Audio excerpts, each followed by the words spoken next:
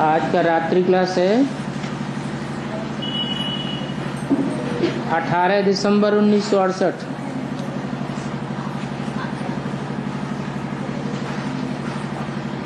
अभी तुम बच्चों को सभी के ऑक्यूपेशन का पता पड़ा है।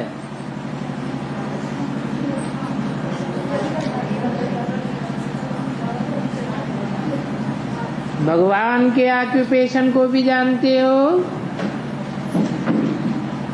देवताओं के ऑक्यूपेशन को भी जानते हो, और देवियों का क्या धंधा है वो भी जानते हो।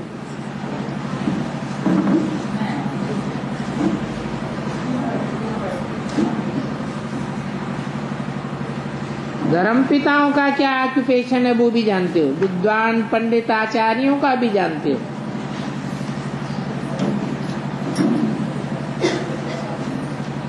भक्ति मार्ग वालों को तो कोई के ऑक्यूपेशन का पता नहीं है। नहीं तो एक्टर्स को, ड्रामा के क्रिएटर, डायरेक्टर, मुख्य एक्टर्स का मालूम रहता है। हम सब आत्माएं एक्टर्स हैं ना।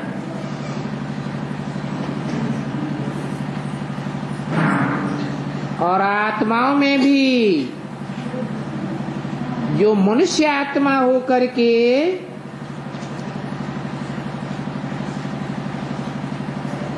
अगर न जाने तो इडियट ठहरेंगे।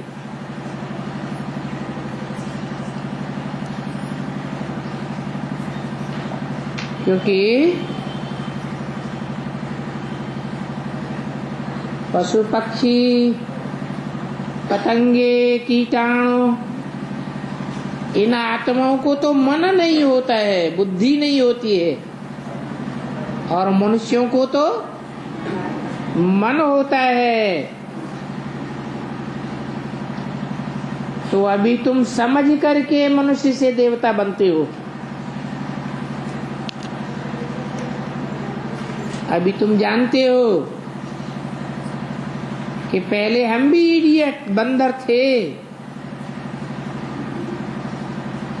इसी जन्म में बंदर थे, फिर इसी जन्म में विश्व के मालिक बनने लायक बन रहे हैं।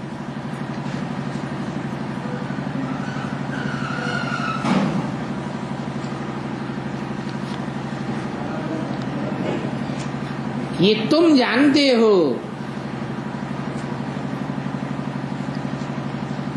ये ब्रह्मा भी नहीं जानता। क्या? कि हम इसी जन्म में विश्व के मालिक बनेंगे। जानता?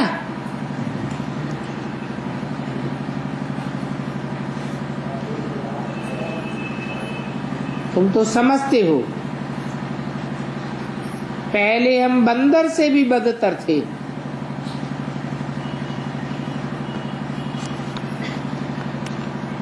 कहते हैं ना, तुम तो गधे हो।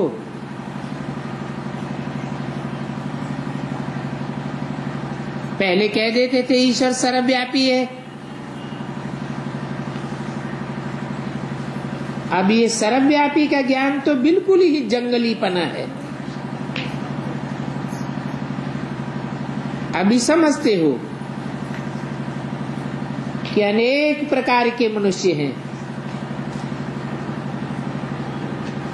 कोई तो कहते हैं जिधर देखता हूं उधर राधे ही राधे।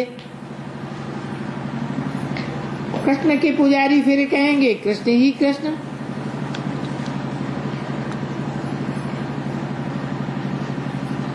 भक्ति मार्ग है ना, अनेकों की पूजा होती है। अभी तुम्हारी बुद्धि कहाँ जाती है? हम नई दुनिया में आवेंगे, वहां तो कोई मंदिर नहीं होगा, और ये ज्ञान भी नहीं होगा। क्योंकि ज्ञान तो है ही, पुरानी दुनिया से नई दुनिया में जाने के लिए।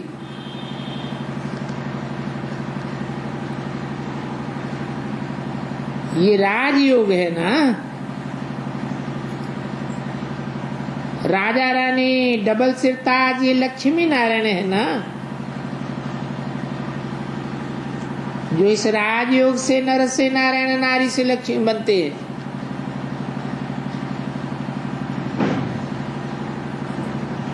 परंतु दुनिया के मनुष्य बेचारे कुछ भी नहीं समझते।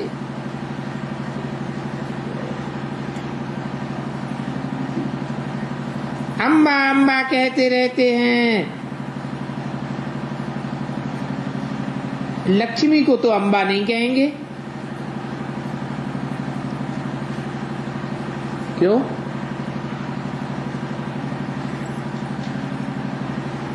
लक्ष्मी को अम्बा क्यों नहीं कहेंगे?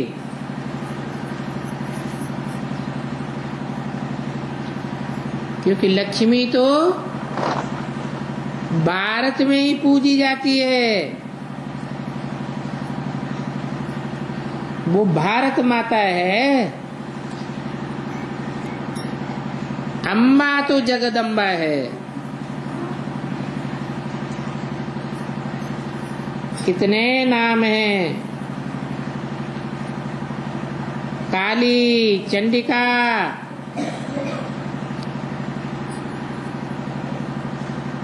अब इन ढेर के ढेर नामों को तुम बच्चे तो भूलते जाते हो। सभी कुछ भूलना है, इस देह को भी भूलना है। ये तो भगवान वाच है ना कि अपन को आत्मा समझ। सिर्फ मुझे आत्मा के बाप परम पिता परमात्मा को याद करो।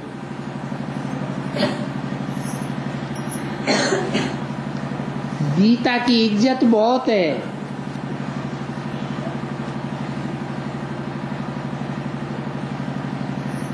दुनिया में जितने भी धर्म ग्रंथ हैं,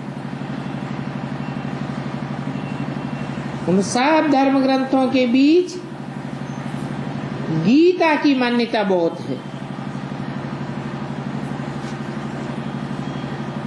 बहुत माताएं भी गीता का अर्थ संस्कृत में बैठ सुनाती है। सुनाने वाले भिन्न भिन्न प्रकार के हैं।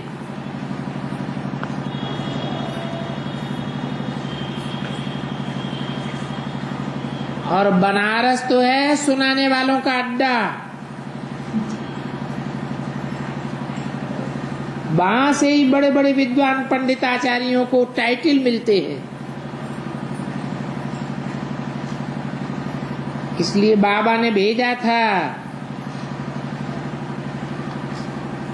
बनारस में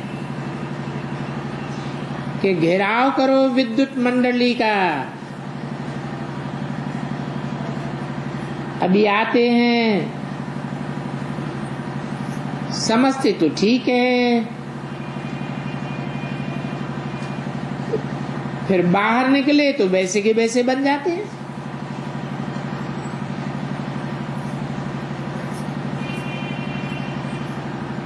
तो बच्चे ख्याल करते हैं, अब क्या करें।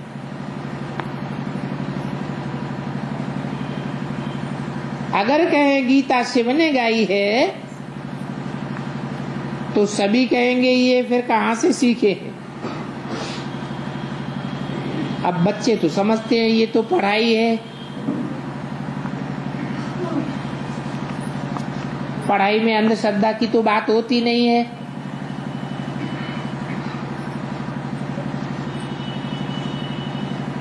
ईश्वरीय ज्ञान में कोई अंधश्रद्धा तो सिखाई नहीं जाती।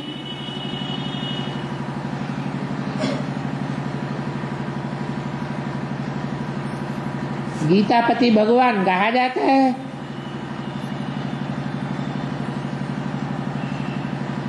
गीता को माता कहते हैं।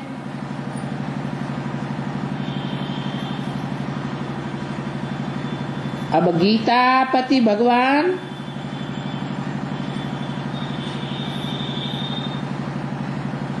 जरूर सद्धर्म की स्थापना करेंगे।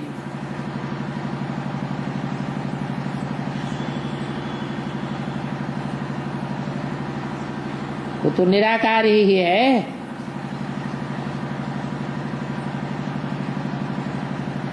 निराकार का मतलब कोई बिंदु नहीं, निराकारी स्टेज को धारण करने वाला है। बिंदु कैसे गीता ज्ञान सुनाएगा?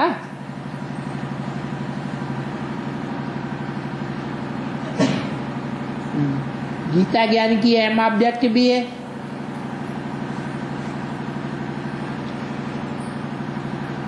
नर अर्जुन को ऐसा ज्ञान दिया जो नर से नारायण बने, नारी द्रौपदी को ऐसा ज्ञान मिला जो नारी से लक्ष्मी बने।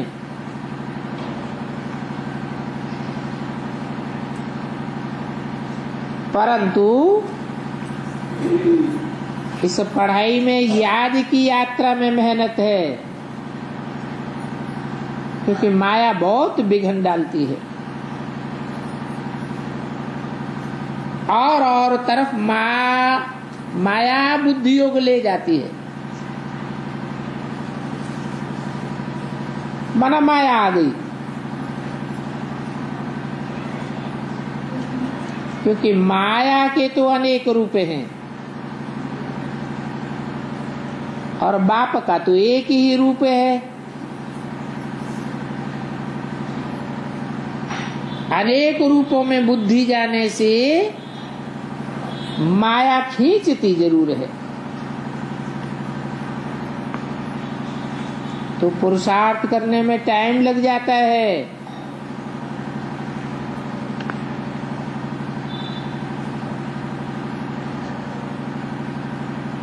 इसलिए कर्मातीत अवस्था तक पहुंचेंगे,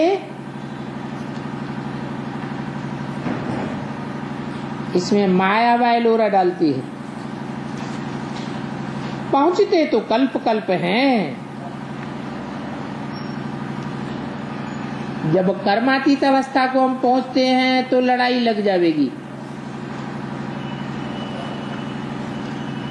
तुम सतो प्रधान बनते हो तो तुम्हारे लिए नई दुनिया जरूर चाहिए।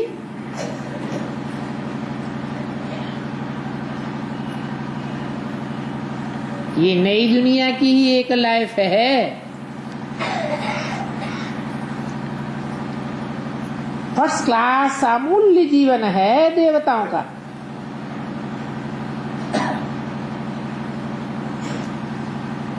और इसकी नॉलेज ईश्वर ही आकर के देते हैं।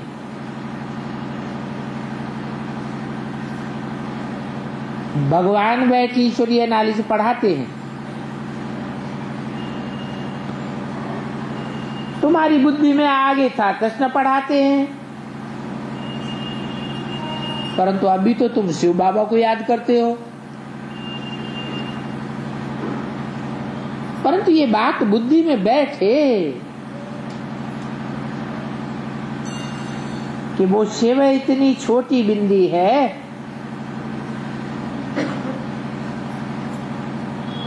यही बात घड़ी घड़ी खिसक जाती है।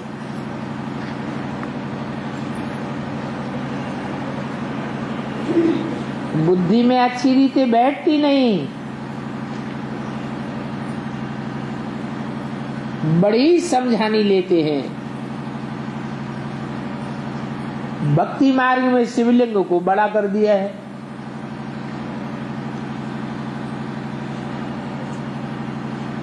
अब कोई तो अच्छी रीति याद करते हैं कि मैं भी अति सूक्ष्म आत्मा हूं, मेरा बाप भी सूक्ष्म ज्योति बिंदु आत्मा है।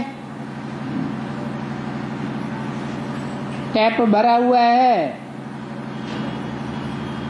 अभी शरीर धारण किया है तो टैप चलता रहता है।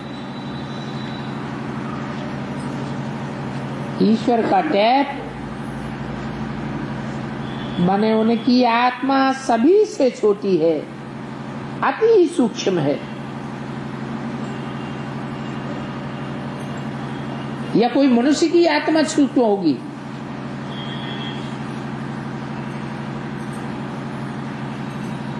मनुष्यों की आत्मा सूक्ष्म होगी या ईश्वर की आत्मा सूक्ष्म होगी?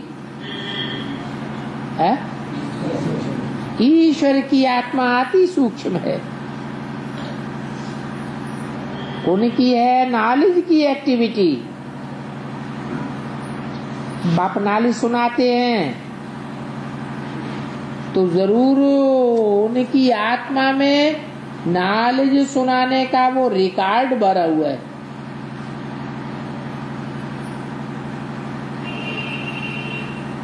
और कोई भी है जिनका बाप से भी कम रिकॉर्ड है, औरों के मुकाबले जास्ती है।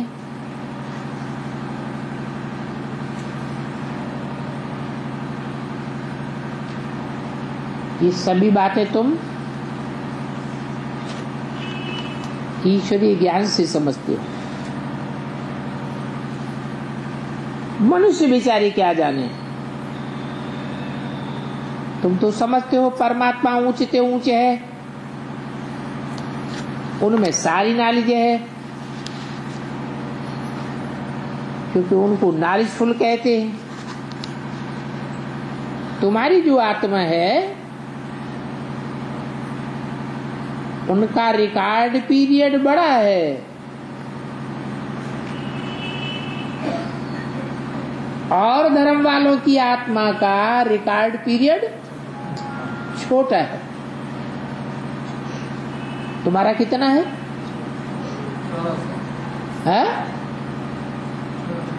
तुम्हारी आत्मा का रिकॉर्ड पीरियड कितना है? 5000 वर्ष, पूरे 5000 वर्ष, जो पग पग चलता रहता है। मीठे मीठे बच्चे अच्छी रीति बाप को याद करते हैं तो बैटरी चार्ज करते रहो, क्योंकि अभी तुम्हारी बैटरी पूरी डिस्चार्ज हो चुकी है। फिर तुमको अभी युक्ति मिली है चार्ज करने की। क्या युक्ति मिली है?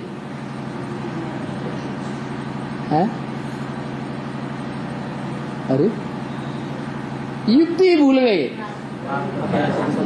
है। इंद्रियां मिली हुई है ना, 11 इंद्रियां हैं। 10 इंद्रियों को तो जानते ही हैं, लेकिन उन 10 इंद्रियों को चलाने वाली मुख्य इंद्रिय मुखिया है मन। तो मन बुद्धि से याद करो, यही तुमको याद करने की युक्ति मिली हुई है। लेकिन मन बुद्धि से भी याद कब करेंगे?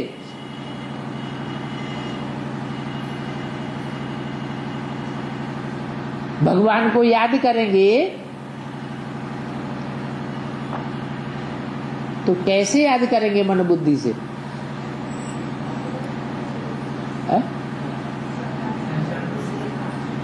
अरे कानों से सुना होगा, भगवान की बात को तो याद करेंगे ना। माँ होती है, बच्चे की तोतली बातें सुनती है तो बच्चे की तोतली बातें याद आती है ना। बच्चे को कैसे याद करती है? तोतली बातें याद आती है।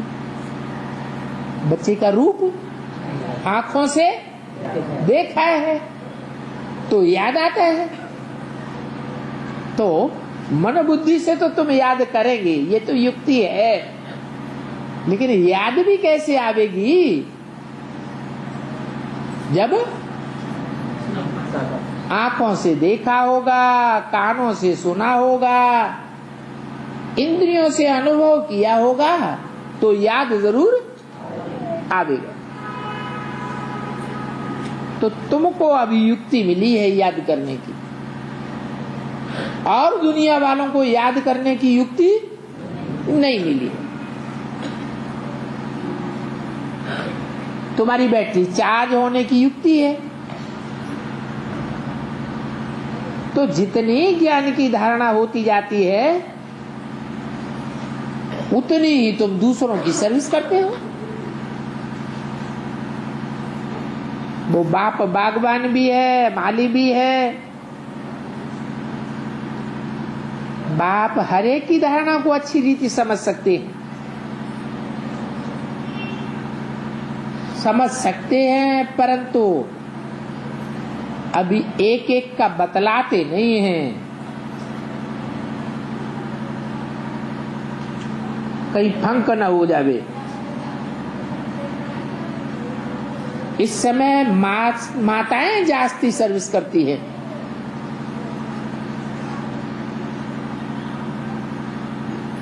इस समय माताएं जास्ती सर्विस करती है। क्यों? पिताओं को कौन सा सांप सूंघ गया है? माताओं की क्यों बड़ाई कर दी? अरे कोई तो कारण होगा।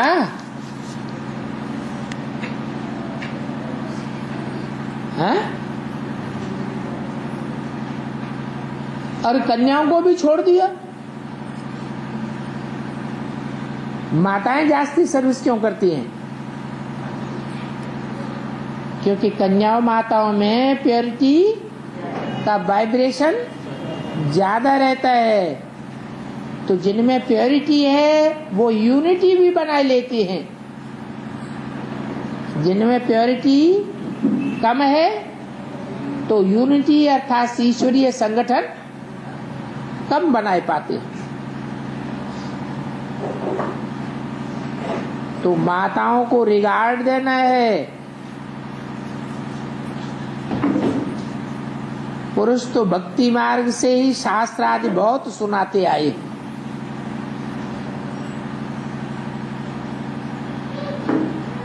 रियल ज्ञान तो जिसे ईश्वरीय ज्ञान कहा जाता है वो माताओं से मिलता है।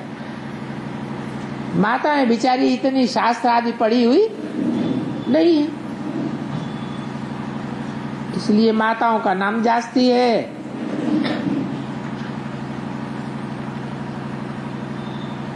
तो तुम बच्चे एक धर्म की स्थापना करते हो,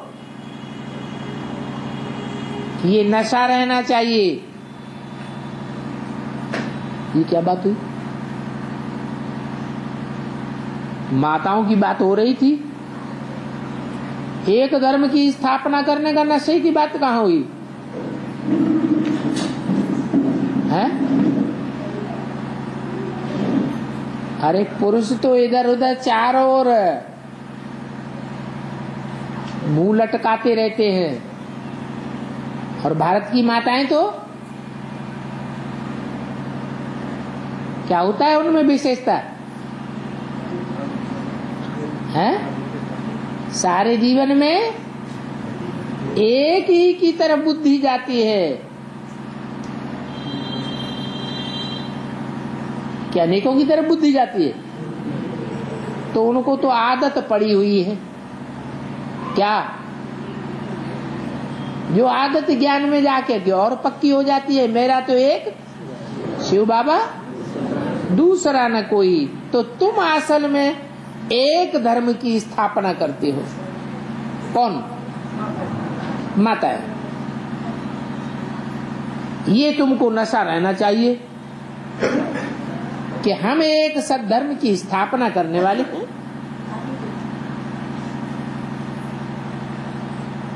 आदि सनातन देवी देवता धर्म की स्थापना अभी हो रही है, तो वो तुम्हारे अंदर आंतरिक खुशी होनी चाहिए। जितना बाप को याद करेंगे पाप कटेंगे और खुशी चढ़ेगी।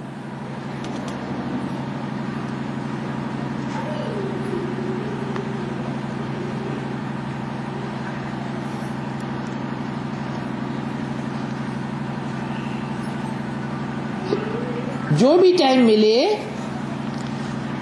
ये प्रैक्टिस करनी है। बाप से हमको विश्व की बादशाही मिलती है, यही याद आती रहे तो बहुत भाग्यशाली हो। ज्ञान मानसरोवर में टुबका मारने से ज्ञान परी बन जाएंगे।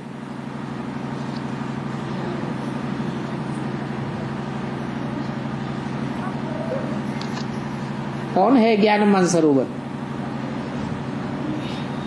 है,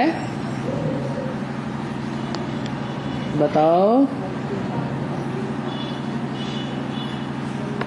अरे ज्ञान सागर कौन है? ज्ञान मानसरोवर कौन है? ज्ञान गंगा कौन है? ज्ञान जमुना कौन है? हैं तो अलग अलग ना।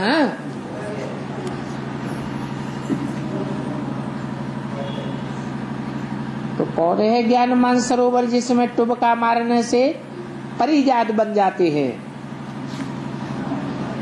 एक तालाब है जिसके लिए वो कहते हैं कि टुबका लगाने से ही मनुष्य परिजात बन जाते हैं।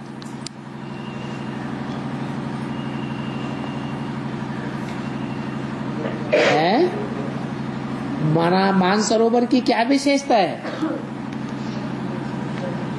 अरे दुनिया में कहीं मानसरोवर है या नहीं है? तो क्या विशेषता है? बहुत ऊंची स्टेज में है, पहाड़ों पर। माना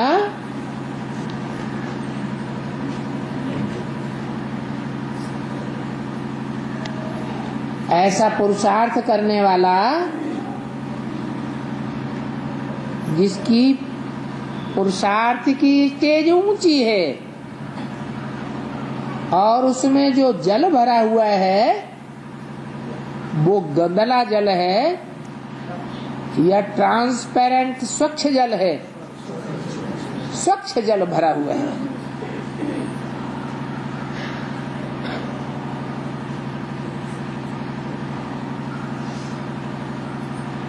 तो सबसे जास्ती स्वच्छ जल किस में आता है? आत्माओं के बीच में कौन सी ऐसी आत्मा हो सकती है जिसमें सबसे जास्ती स्वच्छ ज्ञान जल आता है?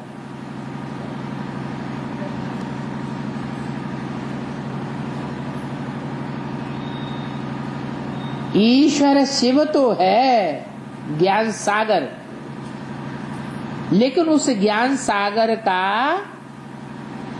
सबसे जास्ती स्वच्छ जल किस तालाब में इकट्ठा होता है? मानसरोवर। तो वो कोई आत्मा की बात होगी ना, है जिसमें शिव बाप मुकर्रर रूप से प्रवेश करते हैं। रंगून में भी एक तालाब है।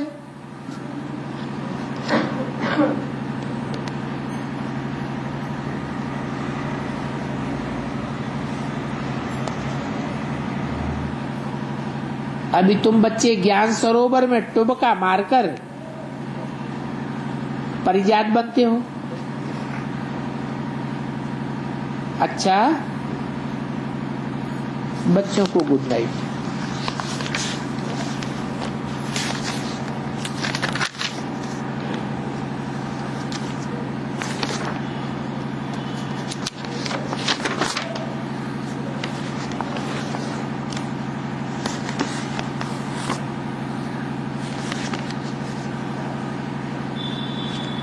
अगला रात्रि क्लास है 20/12/68।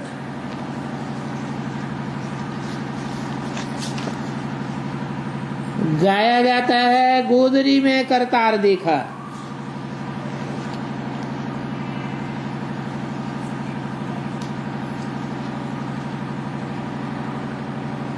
ये शरीर तो बड़ा है,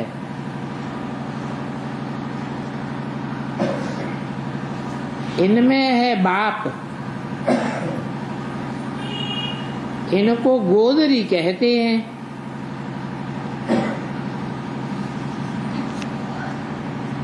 तो यह बाबा कब्र रजाई भी पहन करके आते हैं। कौन बाबा? ब्रह्मा बाबा। अभी तो ज्ञान की बातों में सभी की बुद्धि चलने लग पड़ती है। परंतु ऐसा क्या करें जो सब मनुष्यों की समझ में आवे। क्योंकि बाप तो नॉलेजफुल है, वो बाप बीज रूप है, चैतन्य है। उनको ही नॉलेज है कि ये चक्र कैसे फिरता है। ऋषियों मुनियों से जाए पूछो, पूछा भी है कि बाप को जानते हो? तो ऋषि मुनि कहते आए नेति नेति, हम उसके आदि मध्य अंत को नहीं जानते। तो म्यूजियम में बड़े बड़े अक्षरों में लिखना चाहिए, वेद का बाप जिसको भगवान कहते हैं, उनकी जीवन कहानी को दुनिया में कोई भी नहीं जानते।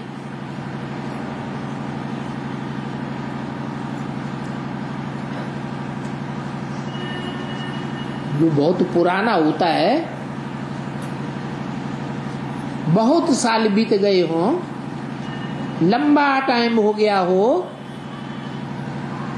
युगों बीत गए, तो उसकी हिस्ट्री कभी मिलेगी क्या? नहीं मिलती। जैसे और धर्म पिताओं के बारे में तो बहुत कुछ जानते हैं। इब्राहिम के बारे में जो इस्लाम धर्म का मुखिया है, धर्म पिता है, उसके बारे में कोई कुछ जानते ही नहीं, बहुत थोड़ा बताते हैं। अब इब्राहिम तो 2500 साल पहले आया। जो और धर्म आए हैं, द्वैतवादी धर्म आए हैं, दो दो बातें फैलाने वाले धर्म आए हैं, वो कितने साल के अंदर आए? 2500 साल के अंदर आए। तो द्वैतवाद फैलने से दुनिया में अंधेरा हो गया। एक ने एक बात कही, दूसरे ने दूसरी बात कही, एक ने एक रास्ता बताया, दूसरे ने दूसरा बताया, तीसरे ने तीसरा बताया, मनुष्य बेचारे चक्कर में फंस गए। जैसे कि आंखों के आगे अंधियारा आ जाता है।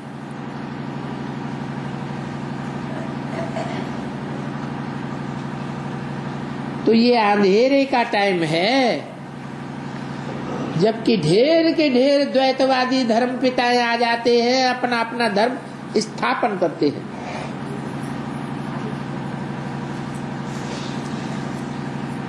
ये है रात जो शास्त्रों में गाई हुई है, ब्रह्मा की रात। तो अब 2500 वर्ष की रात है, तो दिन भी 2500 वर्ष का होगा। वो दिन के बारे में किसी को पता ही नहीं है। 2500 वर्ष का दिन गाते हैं, त्रेता में राम हुए, रावण को मारा, रामायण लिख दी। सतयुग में देवताएं हुए, असुर हुए, लड़ाई लगी। अब जिस दुनिया में देवताएं होंगे, वहां राक्षस कहां से आ जाएंगे? एक तरफ राम राज्य का इतना गायन करते हैं और दूसरी तरफ कहते हैं राम का रावण से युद्ध हुआ। जब दुनिया में राम राज्य था, तो रावण का राज्य कैसे पनप सकता है? इस बात का मनुष्यों को तो पता ही नहीं है।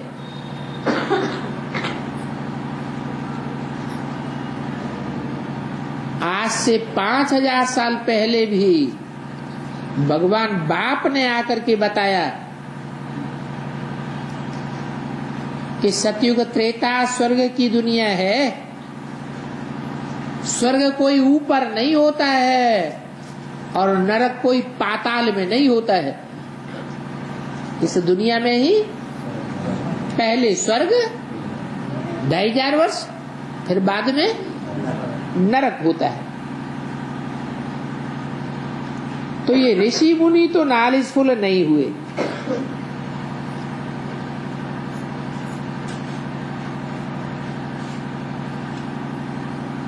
बाप को ही नॉलेज है कि ये चक्र कैसे फिरता है।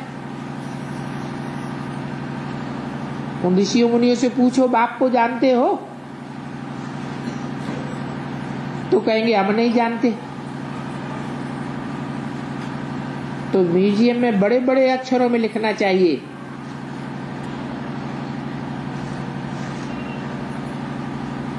क्या कि बेहद का बाप जिसको भगवान कहा जाता है, उसकी जीवन कहानी को कोई भी नहीं जानते।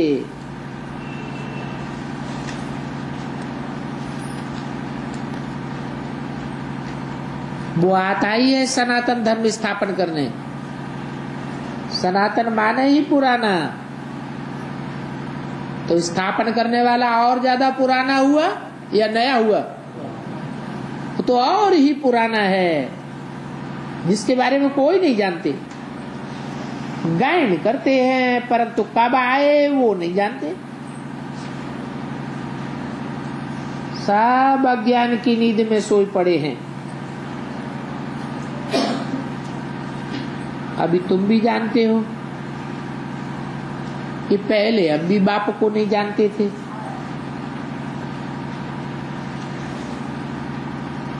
आत्मा सितारा है ये कहते भी हैं, वो तो सुनी सुनाई बातें कह देते हैं कि आत्मा सितारा है। और ये शास्त्र जो हैं वो भी तो मनुष्यों ने बनाए हैं।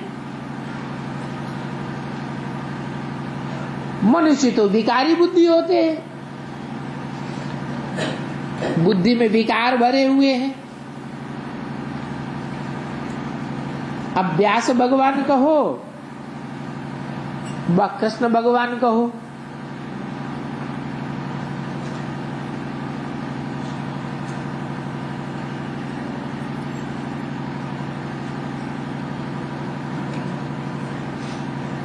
किसे कहें? किसको कहा जाए व्यास भगवान? भगवान किसको कहा जाए? अगर व्यास को कहें तो व्यास तो द्वापर के आदि में शास्त्र बनाए गए। अगर कृष्ण को कहें तो कृष्ण तो 16 कला संपूर्ण। भगवान को भी बंधन में बांधा जाएगा क्या? कलाओं में बंधता है क्या? एक तरफ कहते हैं कला की कल्याण कल्पांतकारी, वो कलातीत है। दूसरी तरफ कहते हैं कि वो 16 कला संपूर्ण है। राम 14 कला संपूर्ण है, वो भी भगवान।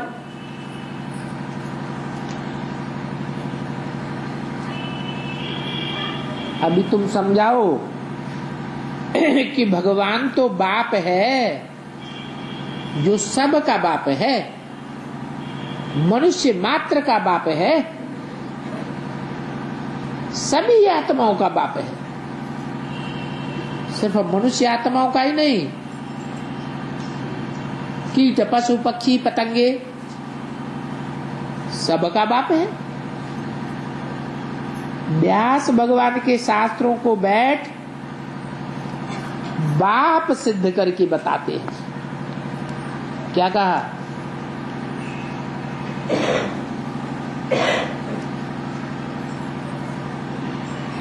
व्यास के लिखे हुए शास्त्र अगर सिद्ध हुए होते, सच्चे साबित हुए होते, तो आज सारी दुनिया नास्तिक बनती? नास्तिक नहीं बनती। सिद्ध नहीं हुए, सच्चे साबित नहीं हुए, कोई सच्चा साबित कर ही नहीं सका। कहते भी हैं कै समझे कवि, कै समझे रवि। तो व्यास भगवान तो कवि हुए, भले भगवान कह दिया उनको, लेकिन थे तो कवि ना। तो कवि ने जो कविता की, अलंकारात्मक कविता की, प्रतीकात्मक कविता की उसके अर्थ को कभी ही जान सकता है, कोई दूसरा उतनी गहराई से नहीं जान सकता। अब वो तो चले गए, उनके जो चेले चपाटे आए, गद्दी पे बैठे, वो कम अकल होंगे या व्यास से ज्यादा अकल वाले होंगे? कम अकल वाले, और आपस में लड़ते झगड़ते भी रहे। ढेर की ढेर शास्त्रों की व्याख्याएं तो कर दी, लेकिन सच्ची एक भी नहीं। एक ही गीता की कितनी सैकड़ों व्याख्याएं कर दी,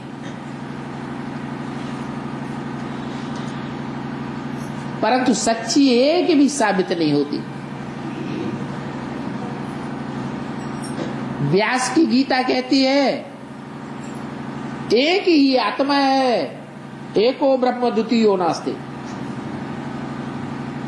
और रामानुज की गीता कहती है आत्माएं अनेक है, सब में अपने अपने अलग अलग स्वभाव संस्कार भरे हुए, परमात्मा अलग है। अब कितना बड़ा टकराव हो गया, सच्चाई कौन बताए? तो बाप आकर के बताते हैं कि इन शास्त्रों में आटे में जैसे नमक डाला जाता है, ऐसे सच्चाई है। बाकी तो सच्चाई कोई ढूंढ ही नहीं सकता।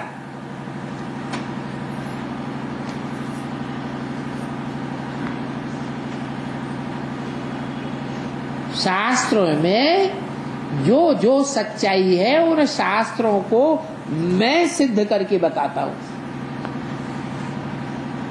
बात भी समझ में आती है। जब एक ही गीता की सैकड़ों टीकाएं हो सकती हैं अपने अपने धर्म मठ पंथ के अनुसार,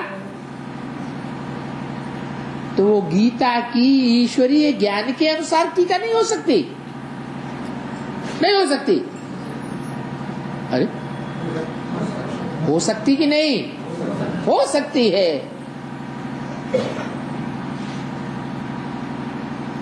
लेकिन टीकाकार स्वयं वो ही होना चाहिए जिसने गीता लिखी, जिसने गीता गाई। अब व्यास भगवान तो है नहीं लिखने वाले, बोलने वाले। गीता जिसने गाई उसका नाम कृष्ण डाल दिया। जो खुद नर से नारायण बनता है, कहते भी हे कृष्ण नारायण वासुदेव, तो नारायण और कृष्ण अलग अलग हुए या एक ही हुआ? तो एक ही हो गया। पहले नर था, कृष्ण भी क्या था? पहले नर था। उस नर को भगवान ने आकर के, निराकार भगवान ने आकर के ज्ञान दिया। और निराकार कैसे ज्ञान देगा? जरूर प्रवेश करेगा। जैसे भूत प्रेत प्रवेश करते हैं, तो भगवान प्रवेश नहीं कर सकता? कर सकता। गीता में भी एक शब्द आया है, प्रवेष्टुम। मैं प्रवेश करने योग्य हूं, लेकिन आज तक किसी की समझ में ही नहीं आया कि भगवान निराकार कैसे प्रवेश करता है।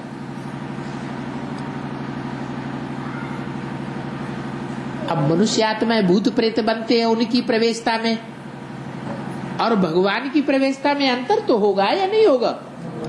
क्या अंतर होगा? जो मनुष्य भूत प्रेत बनते हैं उनको सूक्ष्म शरीर से अपनी कर्मेंद्रियां होती है, और कर्मेंद्रियों से उन्होंने ढेर के ढेर कर्म किए हैं, अच्छे बुरे। उन अच्छे बुरे कर्मों का लेप छेप मन बुद्धि रूपी आत्मा में भरा ही रहता है। ऐसी बोझिल आत्मा को लेकर के वो जिसमें प्रवेश करेंगे तो उसकी आत्मा दब जाएगी या नहीं दब जाएगी?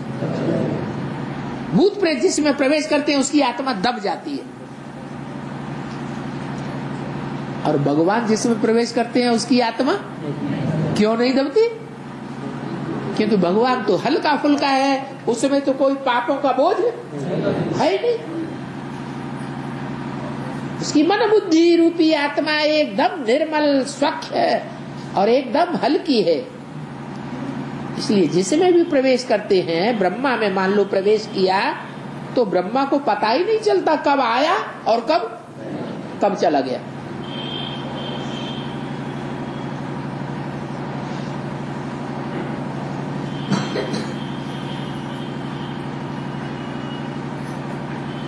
तो शास्त्रों में आटे में लून मिसल सच्चाई है जो मनुष्यों के पल्ले पड़ती है। आटे में नमक डालते हैं ना तो स्वाद आ जाता है कि नहीं है? जीभ चटकारे लेती है ना, पता लगता है। तो ऐसे ही शास्त्रों में जो आटे में नमक मिसल सच्चाई है वो सबको अनुभव तो होती है उतनी बस।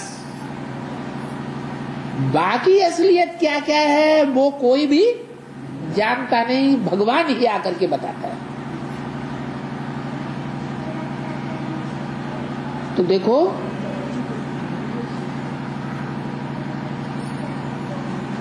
शिव ही पुराने ते पुराना है। सबसे पुराना कौन है?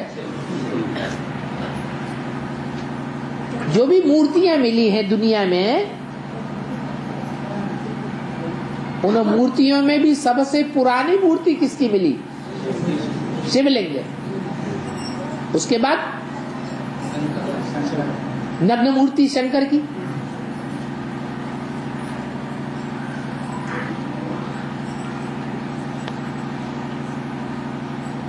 तो शिव पुराना भी है, उनमें भी कुछ न कुछ अक्षर निकाल कर देंगे।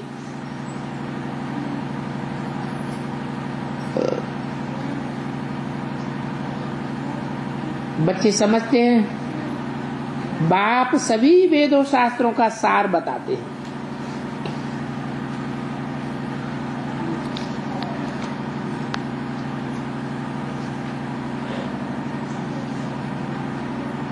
सिर्फ गीता की ही बात नहीं है, कोई भी ऐसा शास्त्र नहीं है गीता के अलावा जिसमें भगवान वाच हो। है कोई? और भगवान वाच भी ऐसा हो जो कहे कि मैं तुमको राजयोग सिखाए, राजाओं का राजा बनाता हूं।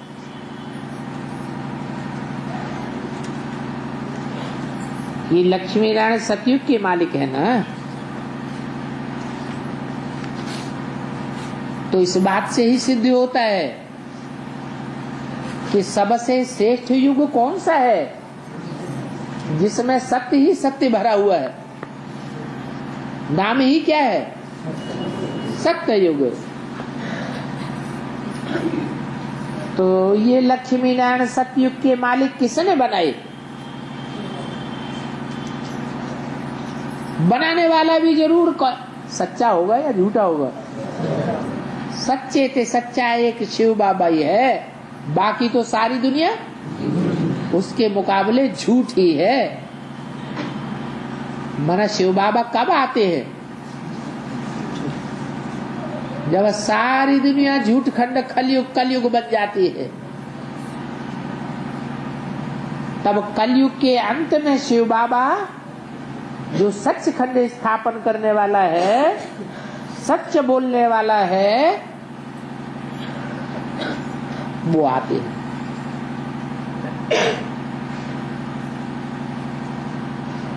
तो इससे सिद्ध हो जाता है कि सत्य चित्त आनंद जिस भगवान को कहा जाता है वो ही आकर के राजयोग सिखाते हैं और नई दुनिया स्थापन करते हैं, जिस नई दुनिया को स्वर्ग कहा जाता है। सब धर्म वाले, जैसे मुसलमान क्या कहते हैं उसे, जन्नत। अंग्रेज लोग क्या कहते हैं, पैराडाइज।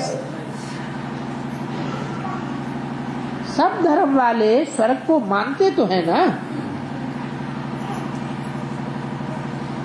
लेकिन स्वर्ग किसने बनाया ये नहीं जानते। अपने धर्म पिता को बहुत मान देंगे, लेकिन धर्म पिता स्वर्ग बनाते हैं कि और ही दुनिया नरक बनती आती है। दुनिया तो और ही नरक बनती जाती है। तो साबित होता है कि उन धर्म पिताओं का भी बाप है कोई, जिसको बापों का बाप कहा जाता है, जो नई दुनिया स्थापन करते हैं। कब करते हैं, कलयुग के अंत और सतयुग के आदि के टाइम पर, जिसे संगम युग कहा जाता है, पुरुषोत्तम संगम युग। ऊंच ते ऊंच बनने का युग।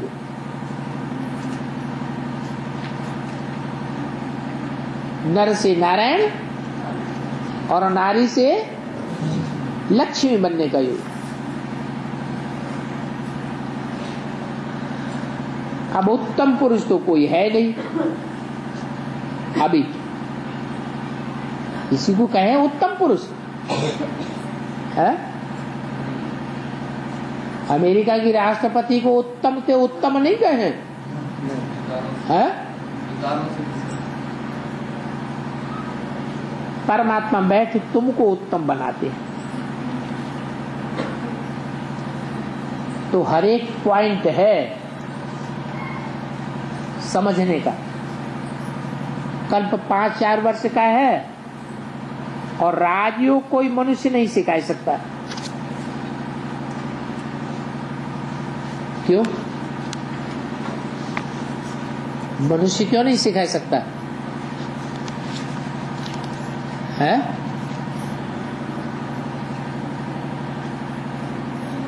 मनुष्य राजयोग क्यों नहीं सिखा सकता? कारण क्या है? क्योंकि मनुष्य राज की बात को जानते ही नहीं। सृष्टि का राज क्या है? सृष्टि का राज तो वो ही बता सकता है जो से सृष्टि के जन्म मरण के चक्र में नहीं आता हो। तुम्हारी आत्मा सिखलाती है जब तुम बाप से सीखते हो। लिखते हैं फलानी आत्मा लिखती है।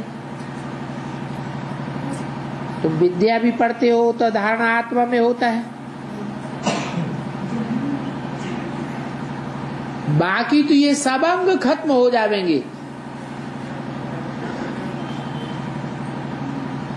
लेकिन ज्ञान की धारणा कौन लेकर जाएगा नई दुनिया में?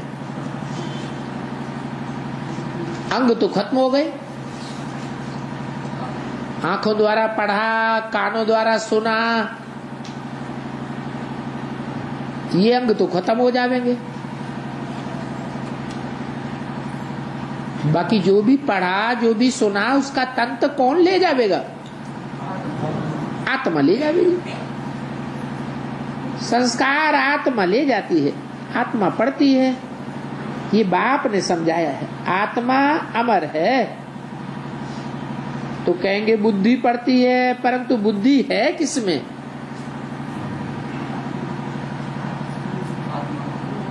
मनुष्य आत्मा में ही बुद्धि है। शरीर की बुद्धि है या आत्मा की बुद्धि है? आत्मा में बुद्धि है। पतित व पावन बुद्धि बनती है। आत्मा में मन बुद्धि है तो आत्मा ही कहो। मन बुद्धि को क्या कहें? हैं? आत्मा ही कहें। इसलिए वेदों में भी ये ऋचा आई है, मन रेव आत्मा। आत्मा क्या है? मन ही आत्मा है। हमारी आत्मा इस समय पतित है, इसलिए बुलाते हैं। आत्मा गोल्डन एज है तो शरीर भी गोल्डन मिल जाता है। तो ऐसी ऐसी टॉपिक्स निकालनी चाहिए और हर एक अपना अपना टॉपिक उठा ले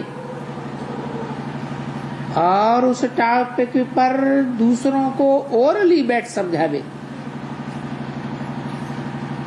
पढ़ने का नहीं है, ओरली समझावे। टाइम तो देते हैं ना, फलाने का भाषण इतनी देर होगा, फिर फलाने का भाषण इतनी देर होगा। लिखत में नहीं हो, पढ़कर सुनाना शोभता नहीं है, वो कोई नेचुरल नहीं हुआ, अच्छा नहीं है। जो बेबियां होंगी वो ऐसे करेंगी। तो बच्चों को ओरली भाषण करना चाहिए। बाबा क्या उठाते हैं? कुछ भी नहीं।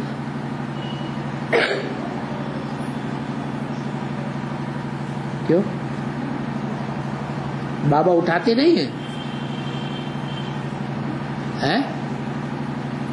अरे बाबा ये मुरली के पन्ने नहीं उठाते हैं? उठाते हैं ना। तो बाबा को ओरली समझाना चाहिए या मुरली के पन्ने उठाना चाहिए? बताओ। बाबा ओरली समझाते हैं, तो अब ये कौन समझाता है फिर?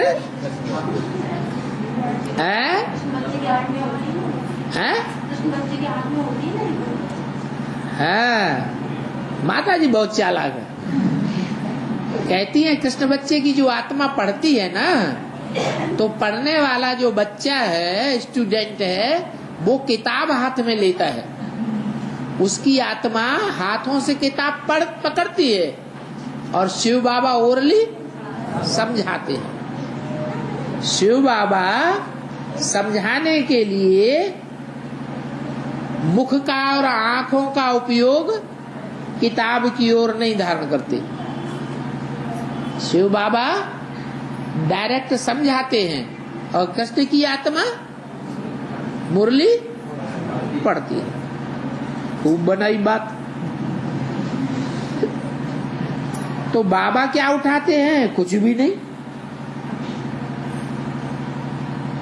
आदि में भी बाबा कितना गीता पढ़ते थे। कौन से बाबा की बात बताई?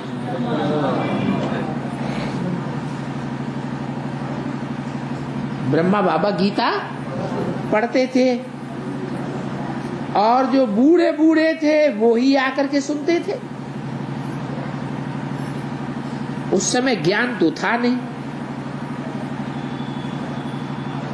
छोटेपन से प्रैक्टिस भी है और ये बाबा ग्रंथ भी पढ़ा हुआ है। कौन सा? कौन सा ग्रंथ? अरे सिखों का गुरु ग्रंथ साहब। बच्चों के पास अथाह धन है, सारा दिन बुद्धि चलनी चाहिए कैसे किसको दान देवे। टॉपिक्स होते हैं ना। मुख्य बात है सर्वव्यापी की।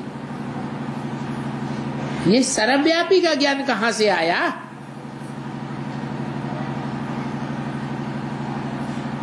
गीता में अक्षर है। तुम कहेंगे बाबा से पूछा गया है। गीता में ये आपने लिखा है क्या?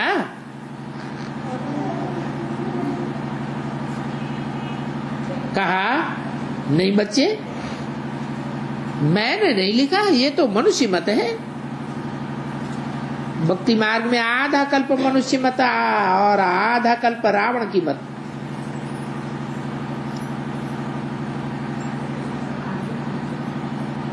रावण की मत ही मनुष्य मत है। अभी तुमको तो श्रीमत मिलती है।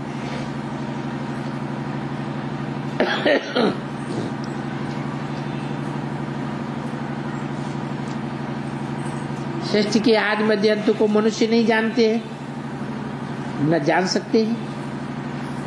मैं ही आकर के सुनाता हूं।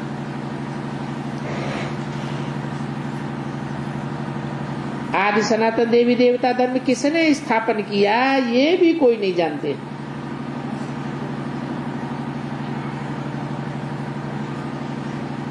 बाबा आप ही आकर के बोलते हैं, बताते हैं। कृष्ण तो सतयुग का पहला प्रिंस है।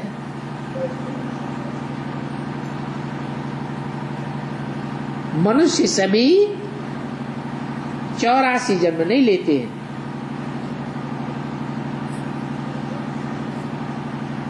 84 जन्म तो देव आत्माएं लेती हैं। ऐसे ऐसे बहुत टॉपिक्स निकाल करके सहज सहज समझा सकते हैं। अच्छा, ओम शांति।